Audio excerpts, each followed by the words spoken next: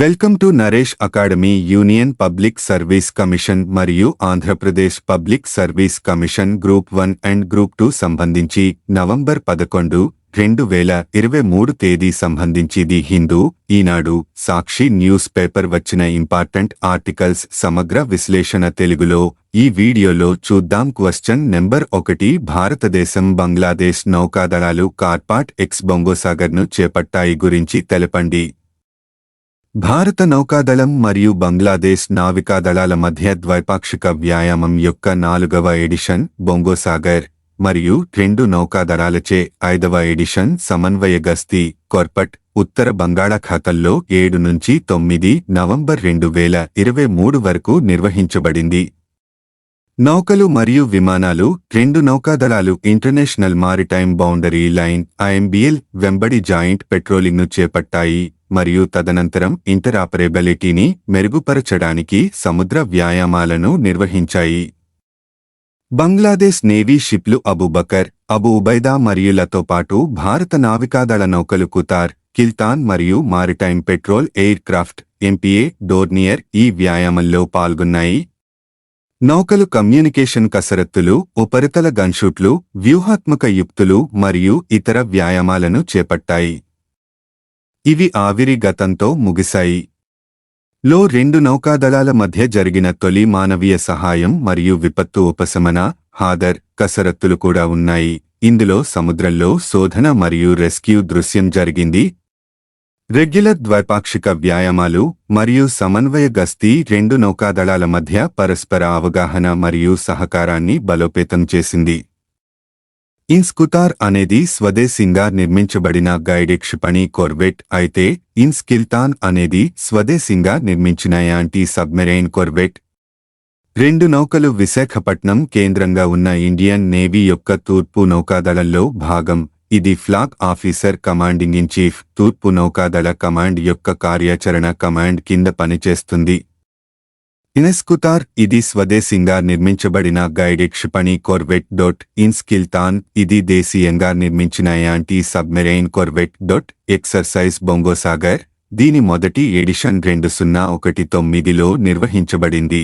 విస్తృతమైన సముద్ర వ్యాయామాలు మరియు కార్యకలాపాలను నిర్వహించడం ద్వారా ఇంటరాపరేబిలిటీ మరియు ఉమ్మడి కార్యాచరణ నైపుణ్యాలను అభివృద్ధి చేయడం లక్ష్యంగా పెట్టుకుంది. బొంగోసాగర్ మరియు ఇండియన్ కార్పాట్ సాగర్ ప్రాంతంలోని అందరికీ భద్రత మరియు వృద్ధి ప్రభుత్వ విజన్కు అనుగుణంగా ఉన్నాయి. Question number 2, vibrant village programme గురించి తెలపండి. సందర్భం Indo Tibetan border police ITBP యొక్క 62వ రైజింగ్ డే పరేడ్లో ప్రసంగించిన కేంద్ర హోంమంత్రి చైనా సరిహద్దులో ఉన్న 168 గ్రామాలను రోడ్డు మరియు కమ్యూనికేషన్ ఇన్ఫ్రాస్ట్రక్చర్తో ఏడాదిలోగా అనుసంధానించే ప్రణాళికలను ప్రకటించారు. జాతీయ భద్రత కోసం సరిహద్దు ప్రాంతాల్లో అభివృద్ధి యొక్క ప్రాముఖ్యతను నొక్కిచెప్పిన ఆయన సౌకర్యాలు ఈ ప్రాంతాలకు చేరుకునేలా చేయడంలో వైబ్రెంట్ విలేజ్ ప్రోగ్రాం VVP యొక్క ప్రాముఖ్యతను హైలైట్ చేశారు. వైబ్రెంట్ విలేజ్ ప్రోగ్రాం గురించి ఇది కేంద్ర ప్రాయోజిత పథకం. ఇది ఉత్తర సరిహద్దులోని గ్రామాల అభివృద్ధికి కేంద్ర బడ్జెట్ 2022 నుంచి 23 వరకు 2025 నుంచి 26 వరకు లో ప్రకటించబడింది. తద్వారా గుర్తించబడిన సరిహద్దు గ్రామాలలో నివసించే ప్రజల జీవన నాణ్యతను మెరుగుపరుస్తుంది. ఇది హిమాచల్ ప్రదేశ్, ఉత్తరాఖండ్, అరుణాచల్ ప్రదేశ్, సిక్కిం మరియు లడఖ్ సరిహద్దు ప్రాంతాలను కవర్ చేస్తుంది. ఇది 2963 గ్రామాలను కవర్ చేస్తుంది. వాటిలో 663 మొదటి దశలో కవర్ చేయబడతాయి. గ్రామ పంచాయతీల సహాయంతో జిల్లా యంత్రాంగం వైబ్రెంట్ విలేజ్ యాక్షన్ ప్లాన్లను రూపొందిస్తుంది. బోర్డర్ ఏరియా డెవలప్మెంట్ ప్రోగ్రాంతో అతివ్యాప్తి ఉండదు. వైబ్రెంట్ విలేజెస్ ప్రోగ్రాం గురించి లింక్లో మరింత చదవండి. లక్ష్యాలు ఉత్తర సరిహద్దులోని సరిహద్దు గ్రామాల స్థానిక సహజ మానవ మరియు ఇతర వనరుల ఆధారంగా ఆర్థిక చోదకులను గుర్తించడంలో మరియు అభివృద్ధి చేయడంలో ఈ పథకం సహాయపడుతుంది.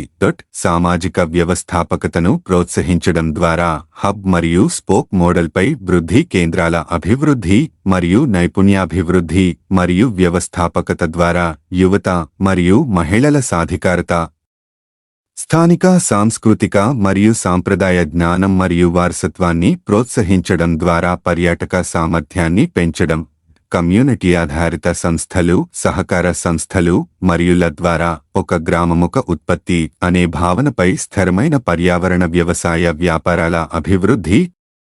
Question number 3. Indo Tibetan border police raising day ITBP యొక్క 62వ ఆవిర్భావ దినోత్సవం. ఐటీబీపీ గురించి 1962 నాటి చైనా భారత్ వివాదం తర్వాత అక్టోబర్ 1962 24న ఇండో-టిబెటన్ బోర్డర్ పోలీస్ ఏర్పాటు చేయబడింది. ది సిఆర్పిఎఫ్ చట్టం కింద రూపొందించబడింది. ఇది ఇండో-టిబెటన్ సరిహద్దు మరియు భారతదేశం చైనా సరిహద్దులోని పర్వత ప్రాంతాలను కాపాడుతుంది మరియు ఉత్తర సరిహద్దులను పర్యవేక్షిస్తుంది. ప్రాముఖ్యత: సుదూర సరిహద్దు గ్రామాలను కలుపుతూ భద్రతాపరమైన సమస్యలను పరిష్కరిస్తారు. భౌగోళికంగా కీలకమైన ఈ ప్రాంతాలకు సౌకర్యాలు మరియు మౌలిక సదుపాయాలను విస్తరించేందుకు వివిపి రూపొందించబడింది. ఐటీబీపీ చైనా సరిహద్దులో ప్రాథమిక శక్తిగా జాతీయ ప్రయోజనాలను పరిరక్షించడంలో కీలక పాత్ర పోషిస్తుంది. Question number 4. కేంద్ర సమాచార మరియు ప్రసార మంత్రిత్వ శాఖ ప్రసార సేవల నియంత్రణ బిల్లు 2023 గురించి తెలపండి. కేంద్ర సమాచార మరియు ప్రసార మంత్రిత్వ శాఖ ప్రసార సేవల నియంత్రణ బిల్లు 2023పై వ్యాఖ్యలను ఆహ్వానించింది. కేబుల్ టెలివిజన్ నెట్వర్క్ల నియంత్రణ చట్టం 1995 3 దశాబ్దాలుగా అమలులో ఉంది. ఇది లీనియర్ బ్రాడ్కాస్టింగ్పై కంటెంట్ను పర్యవేక్షించే ప్రాథమిక చట్టంగా పనిచేస్తుంది, కేబుల్ నెట్వర్క్లతో సహా. అయితే ప్రసార ల్యాండ్స్కేప్ ఈ మధ్యకాలంలో గణనీయమైన మార్పులకు గురైంది. సాంకేతిక పురోగతులు డిటిహెచ్, ఐపీటీవీ, ఓటీటీ మరియు వివిధ ఇంటిగ్రేటెడ్ మోడల్స్ వంటి కొత్త ప్లాట్ఫారంలను పరిచయం చేశాయి. ప్రసార రంగం డిజిటలైజేషన్తో, ముఖ్యంగా కేబుల్ టీవీలో నియంత్రణ ఫ్రేమ్వర్క్ను క్రమబద్ధీకరించాల్సిన అవసరం పెరుగుతోంది. ఇది వ్యాపారాన్ని సులభతరం చేయడం మరియు బ్రాడ్కాస్టర్లు మరియు పంపిణీ ప్లాట్ఫారం ఆపరేటర్ల ద్వారా ప్రోగ్రామ్ కోడ్ మరియు అడ్వర్టైజ్మెంట్ కోడ్కు కట్టుబడి ఉండేలా చేయడం. మరింత సమ్మిళిత విధానం యొక్క ఆవశ్యకతను గుర్తించి, ఇప్పటికే ఉన్న విచ్ఛిన్నమైన నియంత్రణ ఫ్రేమ్వర్క్ను కొత్త, సమగ్ర చట్టంతో భర్తీ చేయడం అవసరం. సమాచార మరియు ప్రసార మంత్రిత్వ శాఖ, భారత ప్రభుత్వం ముసాయిదా బ్రాడ్కాస్టింగ్ సర్వీసెస్ నియంత్రణ బిల్లు 2023ని ప్రతిపాదించింది. దేశంలో ప్రసార సేవలను నియంత్రించేందుకు మరియు ప్రస్తుతం ఉన్న కేబుల్ టెలివిజన్ నెట్వర్క్లను నియంత్రణ భర్తీ చేయడానికి ముసాయిదా బిల్లు ఏకీకృత ఫ్రేమ్వర్క్ను అందిస్తుంది. చట్టం 1995 మరియు ప్రస్తుతం దేశంలో ప్రసార రంగాన్ని నియంత్రించే ఇతర విధాన మార్గదర్శకాలు. బిల్లు నియంత్రణ ప్రక్రియలను క్రమబద్ధీకరిస్తుంది, over the top, OTT content మరియు డిజిటల్ వార్తలను కవర్ చేయడానికి దాని పరిధిని విస్తరించింది మరియు అభివృద్ధి చెందుతున్న సాంకేతికతలకు సమకాలీన నిర్వచనాలు మరియు నిబంధనలను పరిచయం చేస్తుంది. ఇది కంటెంట్ ఎవాల్యుయేషన్ కమిటీలు మరియు స్వీయ నియంత్రణ కోసం బ్రాడ్కాస్ట్ అడ్వైజరీ కౌన్సిల్, వివిధ బ్రాడ్కాస్టింగ్ నెట్వర్క్ ఆపరేటర్ల కోసం విభిన్న ప్రోగ్రామ్ మరియు అడ్వర్టైజ్మెంట్ కోడ్ వైకల్యాలున్న వ్యక్తుల కోసం యాక్సెసిబిలిటీ చర్యలు మరియు చట్టబద్ధమైన జరిమానాలు మొదలైన వాటిని అందించడానికి ప్రయత్నిస్తుంది. Question number 5. ప్రపంచ జనాభా పెరుగుదల రేటు తగ్గుతోంది. ఏ సంస్థ వెల్లడి చేసింది? ఆన్సర్: అమెరికా జనగణన సంస్థ. ఈ ఏడాది సెప్టెంబరు 26 నాటికి ప్రపంచ జనాభా 800 కోట్లకు చేరిందని అమెరికా జనగణన సంస్థ గురువారం ప్రకటించింది. ఐక్యరాజ్యసమితి అయితే ప్రపంచ జనసంఖ్య 2022 నవంబరు 22 నాడే 800 కోట్లకు చేరినట్లు ప్రకటించింది. 1960 నుంచి 2000 వరకు మధ్య రెట్టింపైన ప్రపంచ జనాభా పెరుగుదల రేటు ఆ తర్వాత నుంచి తగ్గుముఖం పడుతోందని తెలిపింది. ప్రతి మహిళ 2.1 మందిని కంటేనే పాతతరాన్ని భర్తీ చేసే స్థాయిలో జననాలు జరుగుతాయి. దీన్ని జనాభా భర్తీ రేటు అంటారు. ప్రస్తుతం 3 వంతుల ప్రపంచ జనాభా 2.1 అంతకు తక్కువ భర్తీ రేటు ఉన్న దేశాల్లో నివసిస్తున్నారు. 2.1కి దరిదాపుల్లో ఉన్న దేశాల్లో భారత్, అర్జెంటీనా, ట్యునీషియా ఉన్నాయి. 2.1 కన్నా తక్కువ రేటు ఉన్న దేశాల్లో అమెరికా, బ్రెజిల్, మెక్సికో, స్వీడన్ లు ఉండగా చైనా, జపాన్, దక్షిణ కొరియా, స్పెయిన్ లలో అంతకన్నా తక్కువ భర్తీ రేటు కనిపిస్తోంది. క్వశ్చన్ నెంబర్ 6 భారతీయ న్యాయ సంహితలో ఐపీసీ సెక్షన్ 377ను కొనసాగించాలి ఏ సంఘం సిఫార్సు చేసింది? ఆన్సర్ పార్లమెంటరీ స్థాయి సంఘం సిఫార్సు. వలస పాలన నాటి చట్టాల స్థానంలో కేంద్ర ప్రభుత్వం ప్రతిపాదించిన భారతీయ న్యాయ సంహిత బిఎన్ఎస్లో మైనర్లతో శారీరక సంబంధాలను, జంతువులతో సంభోగాన్ని నేరంగా పరిగణించే ఐపీసీ సెక్షన్ 377ను కొనసాగించాలని పార్లమెంటరీ స్థాయి సంఘం సిఫార్సు చేసింది. వివాహ వ్యవస్థ పవిత్రతను పరిరక్షించేందుకు గాను వ్యభిచారాన్ని నేరంగా భావించే నిబంధనలను బిఎన్ఎస్ కొనసాగించాలని తెలిపింది. అయితే స్త్రీ పురుష భేదం లేకుండా అందరికీ సమానంగా వర్తించే నిబంధనల్ని చేర్చాలని పేర్కొంది. భాజపా ఎంపీ బ్రిజ్లాల్ నేతృత్వంలోని పార్లమెంటరీ కమిటీ అంతర్గత వ్యవహారాలు ఈ మేరకు తన నివేదికను శుక్రవారం రాజ్యసభ చైర్మన్ జగదీప్ ధన్కు అందజేసింది. ఐపీసీ 1860 క్రిమినల్ ప్రొసీజర్ కోడ్, భారతీయ సాక్ష్యాల చట్టంల స్థానంలో తీసుకురాదలచిన భారతీయ న్యాయ సంహిత, భారతీయ నాగరిక్ సురక్ష సంహిత, భారతీయ సాక్ష్య అధినియం బిల్లులను పార్లమెంటరీ కమిటీ పరిశీలించింది. అత్యాచారం, సామూహిక అత్యాచారం, హత్య తదితర నేరాలకు విధించే శిక్షల విషయంలోనూ కమిటీ పలు సిఫార్సులు చేసింది. క్వశ్చన్ నెంబర్ 7 దేశీయ పారిశ్రామికోత్పత్తి వృద్ధి సెప్టెంబరులో ఎంత శాతానికి తగ్గింది? ఆన్సర్ 5.8%. దేశీయ పారిశ్రామికోత్పత్తి వృద్ధి సెప్టెంబరులో 5.8% తగ్గింది. ఆగస్టులో ఇది 10.3%గా నమోదైన సంగతి తెలిసిందే. పారిశ్రామికోత్పత్తి సూచీ ఐఐపి ఆధారంగా పారిశ్రామికోత్పత్తిని లెక్కిస్తారు. కిందటేడాది సెప్టెంబరులో ఇది 3.3%గా ఉంది. అయితే గనులు, తయారీ రంగాల పనితీరు మాత్రం మెరుగయిందని శుక్రవారం విడుదలైన అధికారిక గణాంకాల ఆధారంగా తెలుస్తోంది. ఈ ఆర్థిక సంవత్సరం ఏప్రిల్, సెప్టెంబరులో ఐఐపి వృద్ధి 6%గా నమోదైంది.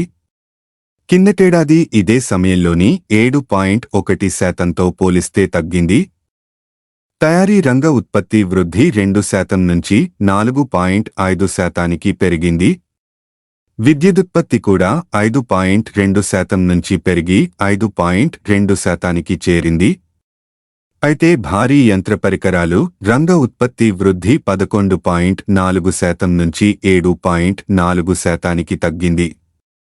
మౌలికం నిర్మాణ రంగ వస్తువుల తయారీ వృద్ధి కూడా 8.2% నుంచి తగ్గి 1.5%కి పరిమితమైంది.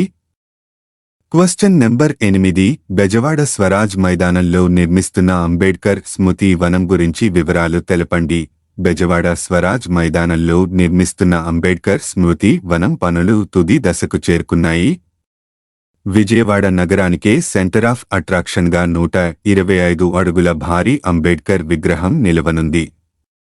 18.18 ఎకరాల్లో దాదాపు 400 కోట్లతో పనులు చేపట్టారు. నవంబర్ 26న రాజ్యాంగ దినోత్సవం రోజున డాక్టర్ బిఆర్ అంబేడ్కర్ విగ్రహాన్ని సీఎం వైఎస్ జగన్ చేతుల మీదుగా జాతికి అంకితం చేసే విధంగా పనులు నిర్వహిస్తున్నారు. సాంఘిక సంక్షేమ శాఖ మంత్రి మేరుగ నాగార్జున చైర్మన్గా 8 మంది మంత్రులతో ప్రభుత్వం సబ్ కమిటీని ఏర్పాటు చేసింది.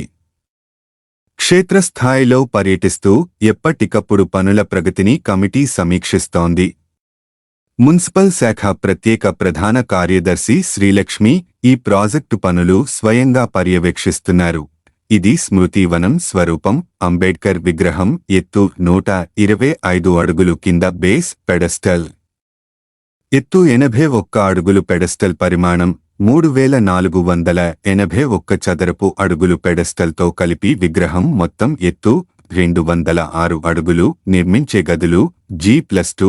విగ్రహానికి వాడిన బ్రాంజ్ 112 మెట్రిక్ టన్నులు. విగ్రహం నిర్మాణం లోపల ఆర్మేచర్కు వాడిన స్టీలు 352 మెట్రిక్ టన్నులు. మొదటి దశలో మంజూరైన నిధులు రూపాయలు 268.46 కోట్లు. రెండో దశలో మంజూరైన నిధులు 106.64 కోట్లు రూపాయలు. పనులు ప్రారంభం 2022 మార్చి 21. Question number 9. పరిశ్రమల భూకేటాయింపులు మరింత సరళం. లీజు విధానం బదులు సేల్డీడ్ విధానంలో కేటాయింపు గురించి వివరాలు తెలపండి. సులభతర వాణిజ్యంలో భాగంగా రాష్ట్ర ప్రభుత్వం పరిశ్రమలకు భూ కేటాయింపులను మరింత సరళతరం చేసింది. 2023 నుంచి 27 వరకు పారిశ్రామిక విధానం కింద పరిశ్రమలు లీజు విధానంలో కాకుండా నేరుగా భూములు కొనుగోలు చేసేలా పరిశ్రమల శాఖ ఉత్తర్వులు జారీ చేసింది. ఇప్పటివరకు 33/99 ఏళ్లకు లీజు విధానంలో ఈ కేటాయింపులు చేస్తుండగా నిధుల సమీకరణకు లీజు ఒప్పందాలు అడ్డంకిగా మారుతున్నాయంటూ పారిశ్రామికవేత్తల నుంచి వచ్చిన విజ్ఞప్తిని మన్నిస్తూ రాష్ట్ర ప్రభుత్వం ఈ నిర్ణయం తీసుకున్నట్లు పరిశ్రమల శాఖ కార్యదర్శి ఎన్. యువరాజ్ ఆ ఉత్తర్వుల్లో పేర్కొన్నారు. దీనికి సంబంధించిన విధి విధానాలను కూడా పొందుపరిచారు. తాజా ఉత్తర్వుల ప్రకారం సూక్ష్మ, చిన్న తరహా పరిశ్రమలు ఏర్పాటు చేసేవారు భూమి విలువను మొత్తం ఒకేసారి చెల్లిస్తే తక్షణం వారితో ఏపీఎస్సీసీ లేదా పరిశ్రమల శాఖ భూమి కొనుగోలు ఒప్పందం చేసుకుంటుంది. ప్రాజెక్టు ఏర్పాటు చేసేటప్పుడు ప్రభుత్వంతో చేసుకున్న ఒప్పందాలన్నీ నిర్దిష్ట కాలపరిమితి లోగా చేసుకుంటే వెంటనే ఆ భూమిపై పూర్తి హక్కులను కేటాయిస్తూ తుది సేల్ డీడ్ను అందజేస్తారు. అదే మధ్య పెద్ద, భారీ పరిశ్రమల విషయానికొస్తే దశల వారీగా ప్రాజెక్టులు చేపట్టినా మొత్తం భూమి విలువ ఒకేసారి చెల్లిస్తే సేల్ అగ్రిమెంట్ చేస్తారు. అలాగే డిపిఆర్ ప్రకారం దశల వారీగా ప్రాజెక్టును పూర్తి స్థాయిలో అమలు చేసిన తర్వాత తుది అమ్మకం డీడు అందజేస్తారు. ఒకవేళ పరిశ్రమలు పెట్టేవారు దశల వారీగా సేల్ డీడ్ను కోరుకుంటే ఆ ఫేజ్లో చేరుకోవాల్సిన లక్ష్యాలు చేరుకుంటే ఆ మేరకు ఆ భూమికి సేలీడ్ చేస్తారు. ఒకవేళ రెవెన్యూ శాఖ భూమి కొనుగోలు చేసి ఇవ్వాల్సి వస్తే అప్పుడు కూడా పరిశ్రమల శాఖ ఆమోదించిన డిపిఆర్ నిబంధనలు చేరుకున్న తర్వాతనే భూమిని కేటాయిస్తారు. ఈ కొత్త నిబంధనలు ఏప్రిల్ 1, 2020 నుంచి అమల్లోకి వస్తాయని ఉత్తర్వుల్లో స్పష్టం చేశారు.